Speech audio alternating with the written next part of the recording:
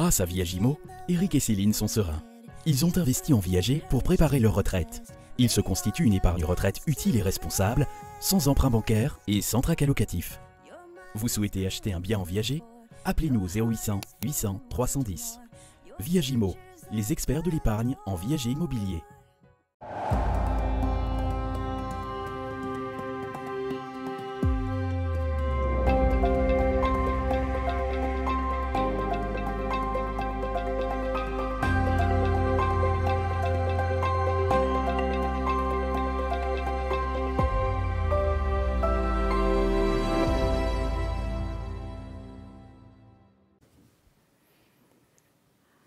Bonjour à tous, c'est l'invité, c'est votre émission hebdomadaire, une personnalité de la vie locale aborde un sujet d'actualité. Et notre invité aujourd'hui s'appelle Jean-Michel Nivet. Bonjour Jean-Michel Nivet. Bonjour. Vous avez plusieurs casquettes et des convictions que vous ne cachez pas. Vous êtes président des crématistes de Charente, vous êtes un homme de gauche, vous êtes engagé à la libre pensée depuis des années et vous êtes également franc-maçon, vous ne l'avez jamais caché. Nous vous recevons aujourd'hui avec une autre casquette, c'est votre qualité de délégué départemental de l'Association pour le droit de mourir dans la dignité. Le débat sur la fin de vie est au cœur de l'actualité ces dernières semaines. On l'a suivi avec cette fameuse convention citoyenne qui a été voulue par Emmanuel Macron pour discuter donc de la fin de vie. Et elle a donc rendu ses conclusions il y a une dizaine de jours. Elle juge nécessaire d'autoriser le suicide assisté et l'euthanasie et appelle à des changements profonds. Voilà donc pour le cadre. Est-ce que vous, à l'Association pour le droit de mourir dans la dignité, vous jugez que c'est une avancée majeure? Est-ce que vous dites enfin? Oui, on peut dire enfin, mais avec des attentes quand même. On va voir ce qui va se passer. À la DMD, nous étions tout à fait favorables à cette convention citoyenne, voilà, en sachant que tout ce qui peut contribuer au débat sur la fin de vie avait notre faveur. Que 150 citoyens tirés au sort se réunissent, reçoivent toutes les parties qui gravitent et qui travaillent autour de la fin de vie, nous semblait quelque chose de très positif.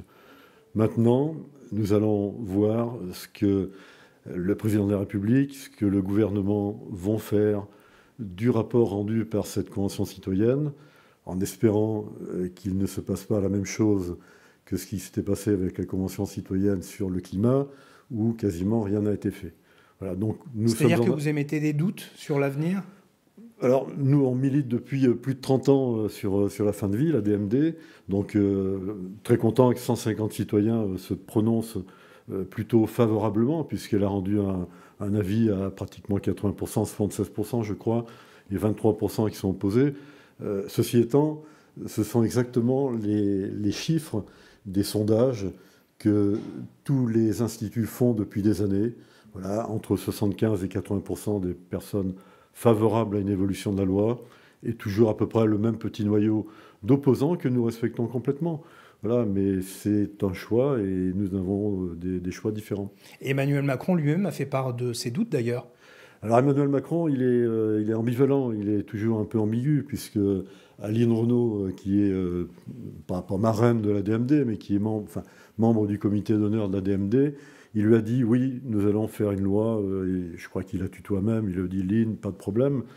Et puis il se trouve qu'il a été au Vatican, qu'il a rencontré le pape, et qu'il, là aussi, tutoie le pape, et il lui a dit oui, la France ne va pas aller trop loin. D'ailleurs, il déteste le terme euthanasie.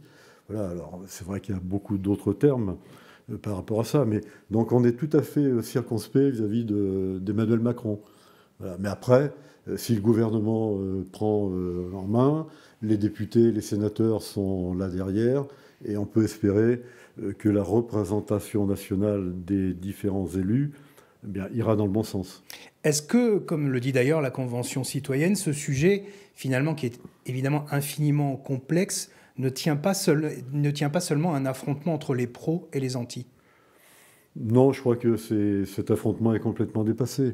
Je crois que d'ailleurs tous les débats qui ont eu lieu entre aussi bien les représentants de la DMD que les représentants des associations de soins palliatifs, qui sont plutôt opposés, on voit qu'il y a quasiment un consensus. Voilà. Mais après, nous, on dit tout est une question de liberté et de choix individuel. La DMD, nous ne voulons pas imposer nos convictions et nos choix à tout le monde. Voilà, on veut tout simplement que nos choix soient respectés et que la loi nous autorise, nous permette de finir notre vie comme nous le voulons. Est-ce que pour expliquer les choses très concrètement, vous pourriez nous dire qu'est-ce que la loi Claes-Leonetti sur la sédation profonde, pourquoi est-ce qu'elle ne va pas assez loin, pourquoi est-ce qu'il faut aller au-delà? Alors, la sédation profonde et continue, jusqu'à la fin, on la trouve un peu hypocrite, puisque dès que le protocole de sédation terminale est enclenché, tout le monde sait que la personne ne se réveillera plus. Donc tout le monde sait que la personne, in fine, elle va à la mort. Sauf que ça peut durer 3 heures, 3 jours, et voire 3 semaines, comme c'était le cas pour Hervé Pierrat, qui a vécu une agonie terrible. Et ses parents, d'ailleurs, ont écrit un livre et ont pu le témoigner. Donc elle est un peu hypocrite. Voilà. Et en plus, elle ne répond que lorsque le pronostic vital à court terme est engagé. Ce qui veut dire que toutes les maladies qui n'ont pas un pronostic vital à court terme, telles la maladie de Charcot, Parkinson, Alzheimer et autres maladies dégénératives, ces maladies ne sont pas prises en compte.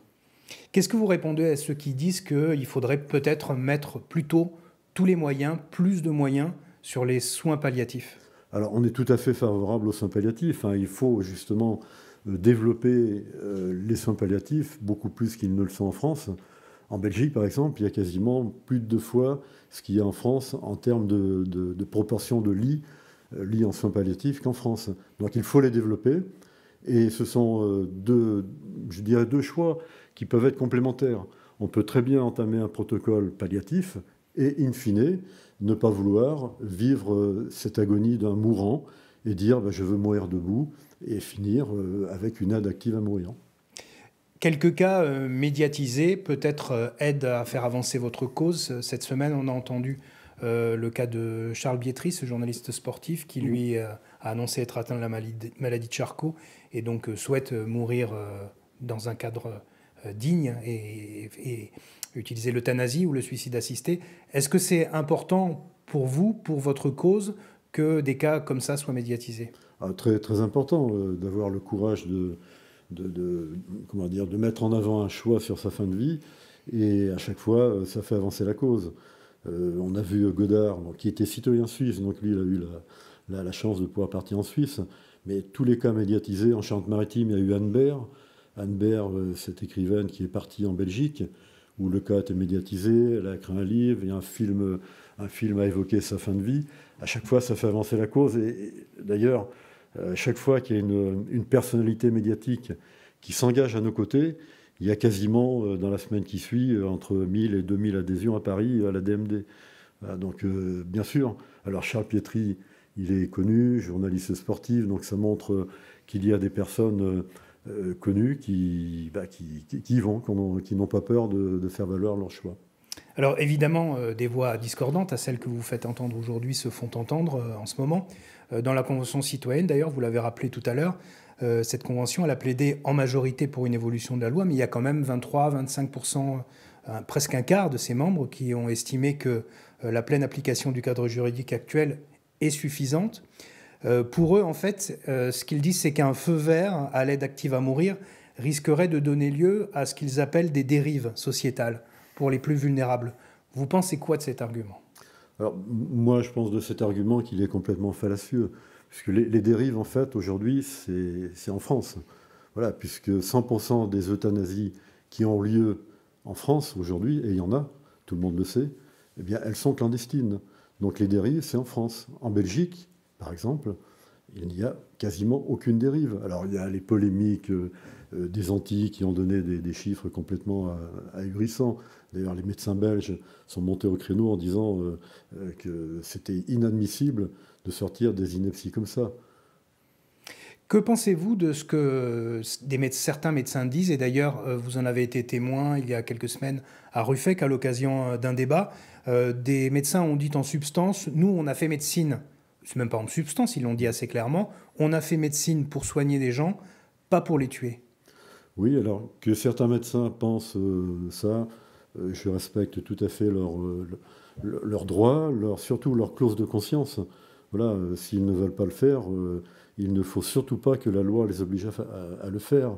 Et il faut, comme pour l'interruption volontaire de grossesse, certains médecins refusent de faire des IVG, mais il faut que la loi donne la possibilité de trouver des médecins qui osent le faire. Et moi, je connais de nombreux médecins qui ont reconnu publiquement avoir fait des euthanasies et qui disent, moi, lorsque j'ai un patient depuis des années, je l'accompagne dans sa vie et je ne me verrai pas le laisser au bord du gué, voilà, avant de passer de l'autre côté et de l'accompagner justement jusqu'au bout. Là. Donc il y a des médecins qui n'ont aucune crainte par rapport à ça. Et je ne pense pas que les médecins belges, les médecins luxembourgeois, les médecins hollandais, les médecins maintenant un peu partout dans le monde, je ne pense pas que ces médecins soient comment dire, plus inhumains que les autres. Voilà, que ceux qui veulent absolument aller jusqu'au bout. Maintenant, il faut des garde-fous, bien sûr. Voilà, et la loi est là pour fixer ces garde-fous, des critères de minutie bien clairs, comme en Belgique, comme en Hollande, où là, il n'y a quasiment aucun doute. Voilà, je ne me souviens plus le nombre de cas où il y a eu des litiges, mais le procureur de la République est informé, il y a une enquête. Dès qu'il y a un doute, eh bien, une enquête est diligentée. En France, aujourd'hui, c'est l'omerta et on ne sait pas ce qui se passe. Voilà. Il y a une vraie différence entre ce qu'on appelle l'euthanasie d'un côté et le suicide assisté, notamment en Belgique, c'est l'euthanasie qui est pratiquée. En Suisse, on est plutôt sur le suicide assisté. Dans quel cas l'un ou dans quel cas l'autre, à votre avis ? Alors, la Suisse a choisi le suicide assisté. Et d'ailleurs, le paradoxe, c'est que l'euthanasie, en Suisse, est condamnée et condamnable. Voilà, donc, au départ, il y a toute une histoire, c'était justement pour faire une prévention contre le suicide. Donc, le suicide assisté, c'est la personne qui, in fine, fait le dernier geste. C'est-à-dire, elle boit soit à la paille, soit au verre, une petite substance qui est connue de tout le monde. Hein. Voilà. Alors qu'en Belgique, c'est l'euthanasie, c'est-à-dire c'est un acte d'un tiers qui est généralement médecin, mais il faut se poser la question de savoir si c'est systématiquement des médecins qui doivent ou peuvent le faire. Maintenant que les diagnostics sur la maladie soient posés par les médecins, oui, mais après le geste final, je comprends tout à fait que certains médecins ne veuillent pas le faire. C'est-à-dire que vous dites que ça pourrait être un proche, par exemple, et pas forcément... Ça pourrait être un proche, ça pourrait être, pourquoi pas, des membres formés d'une association comme, pourquoi pas, comme la DMD, hein, qui aurait toutes les autorisations et toute la légitimité pour agir dans ce sens-là. Pourquoi, à votre avis, un grand pays comme la France a mis autant de temps avant d'engager clairement ce débat et de prendre les décisions, même si elles n'ont pas encore été prises, quand d'autres, on l'a dit, la Belgique, la Suisse, l'Espagne, ont franchi le pas depuis longtemps ? Écoutez, moi, on se pose la question, hein, justement. Moi, je suis militant de la DMD depuis 1996, délégué depuis 1999, et les gouvernements successifs nous ont à chaque fois donné de l'espoir. On a eu Lionel Jospin, où là, la gauche avait les pleins pouvoirs, puisqu'ils avaient l'Assemblée nationale, le Sénat, les régions, les grandes villes. On était plein d'espoir, et puis espoir déchu. Ensuite, on a eu François Hollande, qui, dans sa proposition 21, avait promis, comme beaucoup d'autres choses, vous allez me dire, avait promis justement de légaliser une fin de vie différente. Donc on s'attendait à ce qu'il y ait une euthanasie. Il n'y a eu rien de fait. Donc là, on attend. Et je pense qu'il y a peut-être un... Alors, on ne peut même plus dire que c'est un héritage judéo-chrétien, puisque l'Italie est en train de dépénaliser. L'Espagne l'a fait il y a 1 an. Le Portugal l'a fait également. Donc, c'est même plus un héritage chrétien ou religieux. Voilà. Donc, on se pose la question. Il y a des pesanteurs. Peut-être le corps médical, mais pas les médecins qui, eux, justement, ou les infirmières qui voient la véritable peine et la véritable souffrance des mourants. Mais peut-être que, le haut clergé médical, voilà, pour utiliser un terme qui correspond peut-être justement à ces pesanteurs dogmatiques et conservatrices. Donc peut-être le poids de la tradition, le poids de la religion aussi ? Les deux, mon capitaine, comme on pourrait dire, hein, je pense, les deux. Donc encore une fois, vous croyez qu'on va franchir le pas ? Vous avez quand même tout à l'heure émis quelques doutes ? Ou alors, quelle est votre position ? On a demandé, notre président a demandé à rencontrer Emmanuel Macron pour voir si nous allions justement pouvoir contribuer à continuer ce débat avec les députés qui sont également sympathisants de notre cause. On va voir. On ne sait pas. Voilà. Moi, j'avoue, je suis assez dubitatif et depuis le nombre d'années qu'on attend, moi, je l'ai déjà dit, hein, je crains que la notion de court terme, c'est-à-dire que le pronostic vital à court terme, ne soit remplacé que par le pronostic vital à moyen terme. Ça veut dire que les quelques heures ou quelques jours avant d'entamer le protocole de sédation terminale, eh bien qu'on le passe à quelques jours. Voilà. Donc quelques jours. Est-ce que des fois la vie vaut vraiment d'être insupportable pendant quelques jours supplémentaires? Je ne le pense pas. Voilà. Les maladies de Charcot qui ont des souffrances pendant les 2-3 dernières années terribles passeront à côté de cette nouvelle loi. D'autres maladies également. Et en fait, on va se retrouver avec ce qui est un peu le cas aujourd'hui avec la sédation profonde et continue. C'est les cancers en phase terminale qui sont quasiment les seules maladies prises en compte en France. Alors qu'en Belgique, il y a beaucoup d'autres pathologies.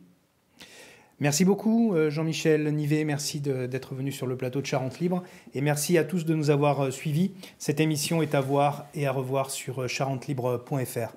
Bonne journée à tous.